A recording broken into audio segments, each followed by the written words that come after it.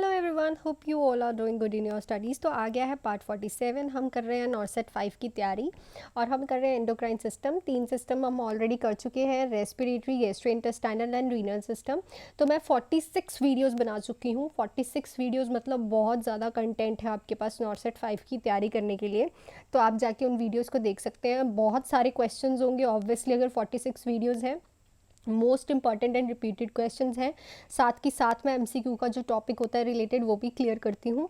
सो अगर आप ये वीडियो एंड तक देखेंगे तो please hit the like button and subscribe to my channel. और अगर आपने ऑलरेडी सब्सक्राइब कर रखा है so thank you so much for your that much efforts. So start करते हैं विद आवर फर्स्ट क्वेश्चन।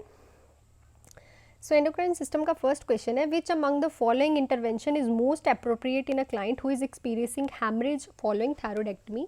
एक पेशेंट है, उसकी थायरोडेक्टमी हुई है तो उसको अभी हैमरेज हो रहा है। तो सबसे ज़्यादा मोस्ट अप्रोप्रिएट नर्सिंग इंटरवेंशन क्या रहेगी? हम पेशेंट को इंटूबेट करेंगे, प्रिपेयर करेंगे ट्रिक्योस्टमी के लिए लेटरल पोजीशन, या फिर स्टार्ट करेंगे आईवी फ्लूइड। सो हम उस पेशेंट को प्रिपेयर करेंगे ट्रिक्योस्टमी के लिए, क्योंकि अगर थायरोडेक्टमी के बाद उसे हैमरेज हो रहा है, ब्लीडिंग हो रही है, इट मीन्स कि उसको एयरवे ऑब्स्ट्रक्शन आ सकता है और उसको एस्पिरेशन की भी प्रॉब्लम आ सकती है। तो हमें ऑलवेज एयरवे क्लियर करने के लिए उसको ट्रिक्योस्टमी के लिए प्रिपेयर करना पड़ेगा। जब भी किसी पेशेंट की थायरोडेक्टमी होती है, एक और क्वेश्चन आता है, बेड साइड पे क्या होना चाहिए? ऑलवेज बेड साइड पे क्या होना चाहिए? एक ट्रेक्योस्टमी सेट ऑलवेज रेडी होना चाहिए बेड साइड पर, अगर किसी पेशेंट की थायरोडेक्टमी हुई है। उसके बाद नेक्स्ट पे चलते हैं। While preparing a patient for surgery who has a diabetic mellitus, the nurse should be aware of which of the following potential surgical risks associated with this disease. तो एक पेशेंट है, उसको डायबिटिक है, diabetes है और उसकी surgery हुई है, तो नर्स किस चीज़ के लिए अवेयर रहेगी कि इस पेशेंट को, डायबिटीज़ वाले पेशेंट को क्या चीज़ जो है रिस्क कर सकती है, रिस्क हो सकती है एसोसिएटेड इस सर्जरी से।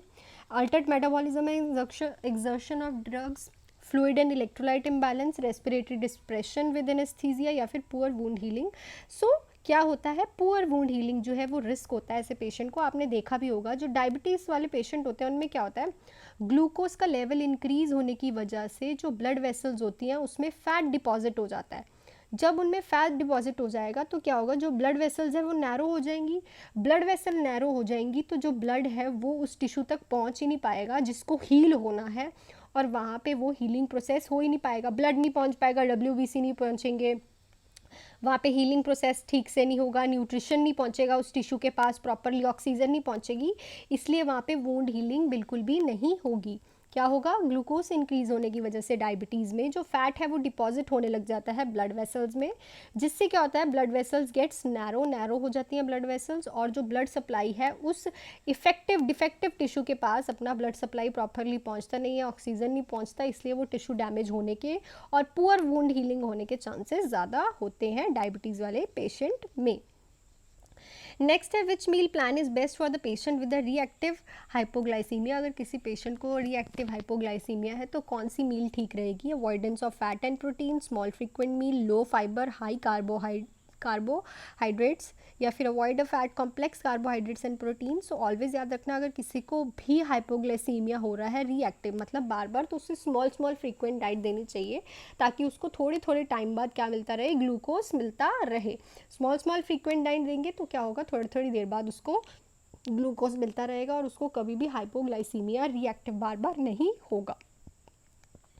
नेक्स्ट क्वेश्चन है, all of the following are include in diabetic teaching plan except. तो ये सब चीज़ें इंक्लूड करेंगे हम अगर किसी को डायबिटीज़ की टीचिंग देंगे, एक्सेप्ट कौन सी नहीं करेंगे? Change position frequently to increase circulation, inspect feet and leg daily for any change, keep the unused insulin in the refrigerator, keep legs elevated on 2 pillows while sleeping. So देखो, diabetes में तो already जो है वो blood supply कम होती है, because जो है फैटी टिश्यूज़ फैट जो है वो ब्लड वेसल्स पे डिपॉजिट हो जाता है, तो एक्सट्रीमिटीज़ तो के पास तो ब्लड ऑलरेडी ही नहीं पहुंचता और वहाँ पे थ्रोम्बस और नेक्रोसिस होने के भी चांसेस है।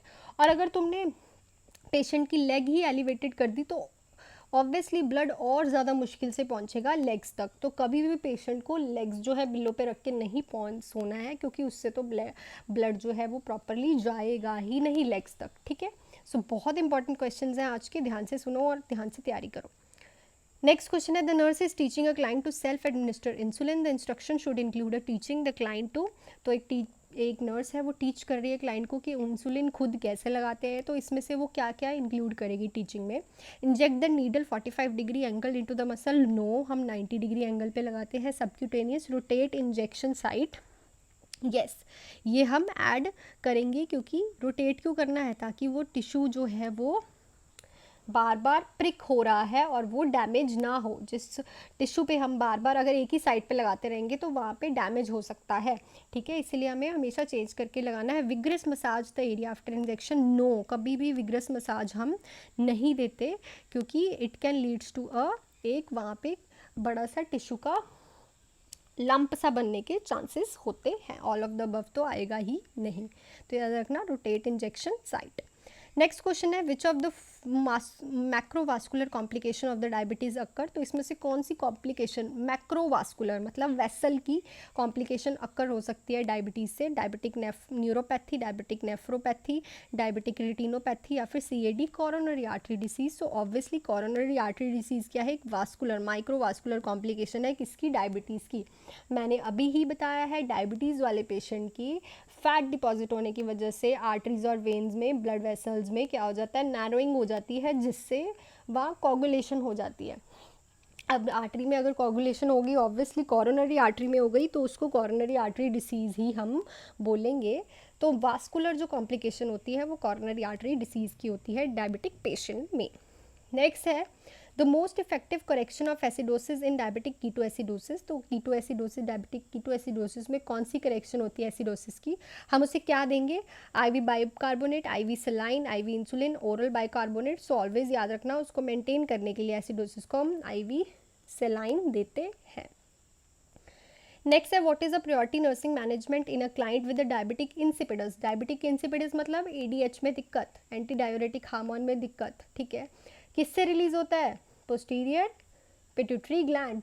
कहाँ पे स्टोर होता है, पोस्टीरियर पिट्यूटरी ग्लैंड, और कौन बनाता है, हाइपोथैलेमस। तो इस पेशेंट में हम कैसे नर्सिंग मैनेजमेंट करेंगे, early urine output, early blood glucose, early head circumference, early abdominal circumference. तो इस पेशेंट में हम ऑलवेज जो है वो क्या करते हैं, यूरिन आउटपुट आर्ली चेक करते हैं, बिकॉज इस पेशेंट को इनटेक आउटपुट का हमेशा ध्यान रखना पड़ता है। इनमें जो यूरिन रिटेंशन जो है वो होती है बहुत ज़्यादा। तो नेक्स्ट पे चलते हैं, what should be include in a nursing care plan of a client with diabetic insipidus. एक पेशेंट है उसको डायबिटिक इंसिपिडस है, तो कौन सी चीज़ हम उसकी प्लान में इंक्लूड करेंगे, measure blood pressure every hourly, glucose monitoring 4 times a day, monitor strict intake and output, monitor ketone bodies, urine ketone bodies. तो हम उसका strict intake and output chart रखेंगे, बिकॉज उनका एंटी डायोरेटिक हार्मोन ही क्या है, defect में चले गया है। Last but not the least, a patient with diabetic insipidus, while assessing the client, the nurse will find which clinical manifestation। तो diabetic insipidus वाले patient में कौन सी clinical manifestation देखेगी नर्स चेक करते time, polyuria hyponatremia, polyuria hypernatremia, low urine output hyponatremia, low urine output with hypernatremia. तो इस patient में पॉलीयूरिया एंड हाइपरनेट्रीमिया देखने को मिलेगा, ठीक है। सो इस पेशेंट में पॉलीयूरिया एंड हाइपरनेट्रीमिया देखने को मिलेगा। This is the clinical manifestation. So I hope ये वीडियो आपको अच्छी लगी हो तो please hit the like button and subscribe to my channel. ऐसे ही और क्वेश्चंस देखने के लिए, आज के क्वेश्चंस बहुत ज़्यादा इंपॉर्टेंट थे, और इन वीडियोस को लाइक ज़रूर कीजिएगा और शेयर ज़रूर करिए अपने फ्रेंड्स के साथ, नर्सिंग फ्रेंड्स के साथ, और अपनी नॉसेट की तैयारी कैरी फॉरवर्ड रखिए and do hard work. Thank you.